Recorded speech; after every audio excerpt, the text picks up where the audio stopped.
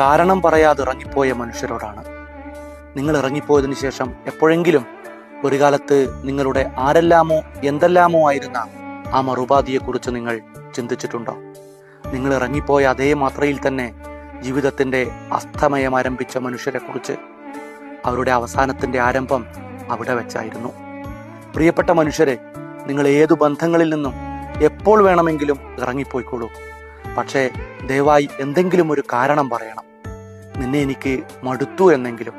ഇനിയൊരിക്കലും എന്നെ കാത്തിരിക്കേണ്ടെന്ന സത്യം മറുപാതിയിലേക്ക് എത്തുന്ന തരത്തിലുള്ള എന്തെങ്കിലും ഒരു സംഭാഷണം നടത്തിയ ശേഷം നിങ്ങൾ ഏതു ബന്ധങ്ങളിൽ നിന്നും വിടുതൽ വാങ്ങിക്കോളൂ. ഒന്ന് കാതോർത്തു നോക്കൂ. പുറമെ നിന്ന് നോക്കിയാൽ ശാന്തമായി ഒഴുകുകയും എന്നാൽ അടിയൊഴുക്കിൽ കലങ്ങിമറിയുകയും ചെയ്യുന്ന നദികളെപ്പോലെ അവരുടെ മനസ്സ് കലങ്ങിമറിയുന്നുണ്ടാകും. ഒരിക്കലും പൊട്ടിയൊഴുകാൻ കഴിയാത്തൊരു അഗ്നിപർവ്വതം പോലെ അവർ വീർപ്പുമുട്ടും.